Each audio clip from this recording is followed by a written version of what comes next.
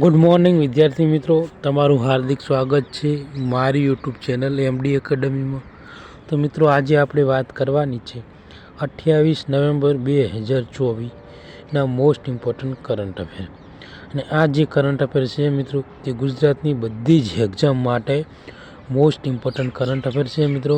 Current અફેરની શરૂઆત કરીએ એ પહેલાં તમે મારી ચેનલને સબસ્ક્રાઈબ ના કરી હોય તો સબસ્ક્રાઈબ કરી લો અને બાજુમાં આપેલા બે લાઇકન ઉપર ક્લિક કરી લો, જેથી કરીને બધા જ કરંટના લેક્ચરના નોટિફિકેશન તમને મળી રહે।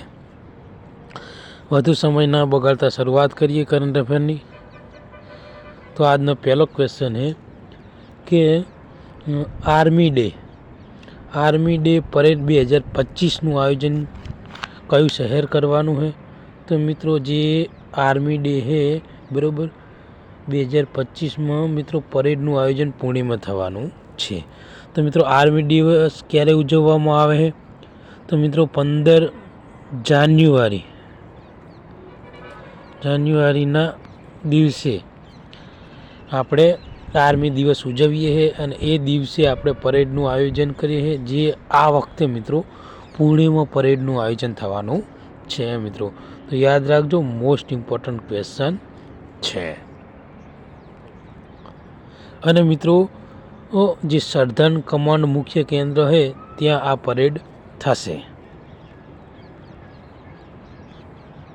આગળ વાત કરવામાં આવે તો કે વન નેશન વન સબસ્ક્રિપ્શન યોજનાનો પ્રાથમિક ઉદ્દેશ શું છે? તો મિત્રો, આ યોજનાનો પ્રાથમિક ઉદ્દેશ છે કે વિદ્વતાપૂર્ણ સંશોધન, લેખો અને સામયિકોને દેશવ્યાપી એક્સપ્રેસ પ્રદાન કરવાનો છે મિત્રો। તો મિત્રો, આ બી યાદ રાખજો, ઓકે, કે વન નેશન વન સબસ્ક્રિપ્શનનો મિત્રો યોજના છે, એનો પ્રાથમિક ઉદ્દેશ શું છે? આગળ વાત કરવામાં આવે તો કે સૂર્યનો અભ્યાસ કરવા માટે મિત્રો ઈસરો સાથે મળીને પ્રોબા 3 મિશન નેતૃત્વ કઈ સંસ્થા કરી રહી છે? તો મિત્રો ESA એટલે કે European space agency, ESA plus મિત્રો ઈસરો બંને સાથે મળીને મિત્રો પ્રોબા મિશન લોન્ચ કરવાના છે, જે સૂર્યનો અભ્યાસ કરવા માટેનું મિશન છે મિત્રો।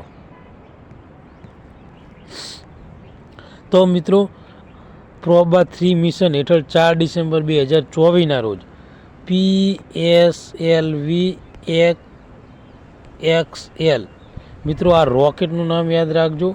આ રોકેટ થ્રુ મિત્રો આ જે મિત્રો મિશનને અંજામ આપવાનો છે મિત્રો ઈસરો અને યુરોપિયન સ્પેસ એજન્સી 4 ડિસેમ્બર 2024। અને તમને લોન્ચ વ્હીકલ પૂછે તો PSLV XL, ઓકે મિત્રો।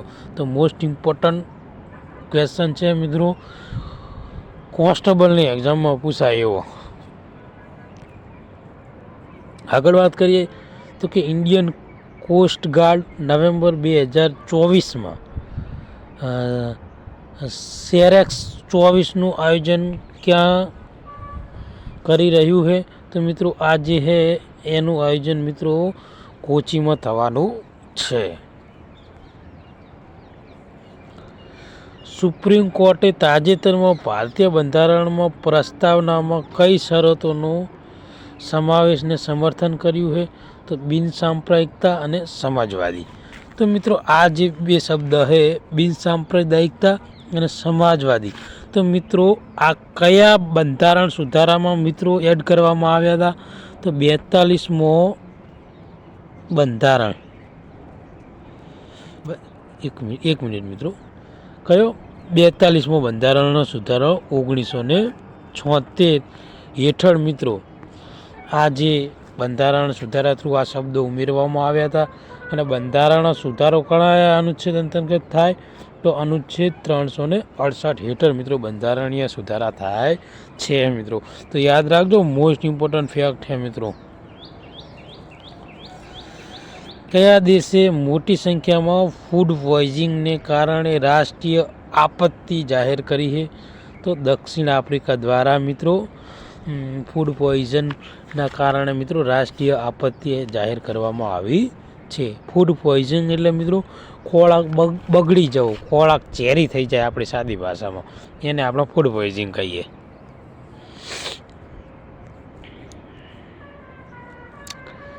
શ્રી ધર્મેન્દ્ર પ્રધાન દ્વારા શરૂ કરાયેલ ધ ટીચર એપ કઈ સંસ્થાએ વિકસાવી છે? તો ભારતી એરટેલ દ્વારા મિત્રો, જે ભારતી એરટેલ है એના દ્વારા મિત્રો આ જે ધ ટીચર એપ વિકસાવવામાં આવી છે મિત્રો. એનો ઉદ્દેશ શું છે? તો શિક્ષકોને મિત્રો ટ્રેનિંગ આપી અને સશક્ત બનાવવા એ હેતુથી મિત્રો જે ધર્મેન્દ્ર પ્રધાન છે તેમના દ્વારા મિત્રો આ ધ ટીચર એપ્લિકેશન મિત્રો વિકસાવવામાં આવેલી છે મિત્રો. ઓકે, એટલે લોન્ચ કરી છે મિત્રો ધર્મેન્દ્ર પ્રધાને, અને જે વિકસાવી છે એ ભારતી એરટેલ.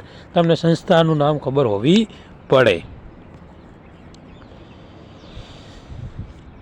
કયા દેશે બૌદ્ધિક સંપત્તિ સંરક્ષણ પર ભાર મૂકવા રિયાદ ડિઝાઇન કાયદા સંધિના અંતિમ અધિનિયમ પર હસ્તાક્ષર કર્યા? તો ભારતે મિત્રો.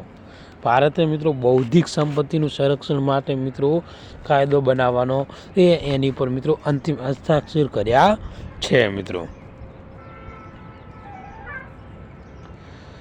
માલદીવમાં ભારતના આગામી હાઈ કમિશનર તરીકે કોની નિમણૂક કરવામાં આવી છે? તો જી બાલા સુબ્રમણ્યમ છે મિત્રો, એમની નિયુક્તિ કરવામાં આવી છે, જે માલદીવમાં આપણા આગામી હાઈ કમિશનર હશે મિત્રો.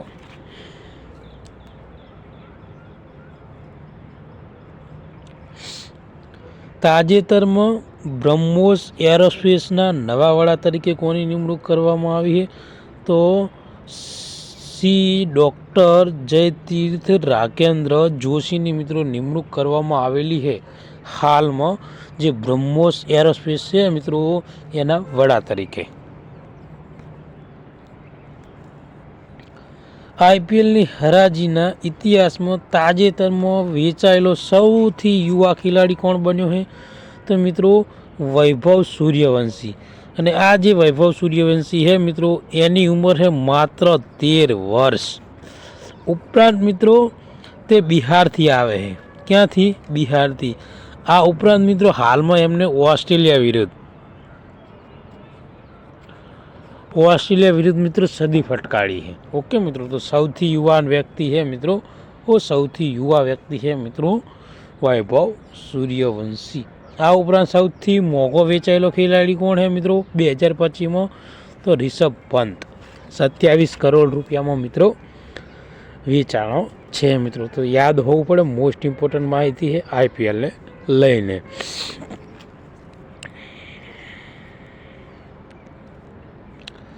તાજેતરમાં જ નાડાએ ભારતીય કુસ્તીબાજ બજરંગ પુનિયાને કેટલા વર્ષ માટે સસ્પેન્ડ કર્યો હોય?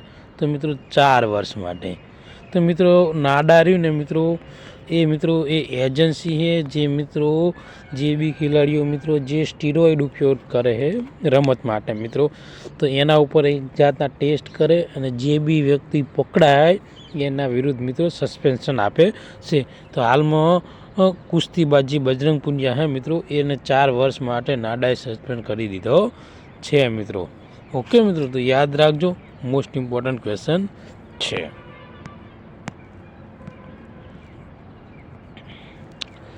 તાજેતરમાં જ લિંગ હિંસા વિરુદ્ધ નઈ ચેતના અભિયાન કોણે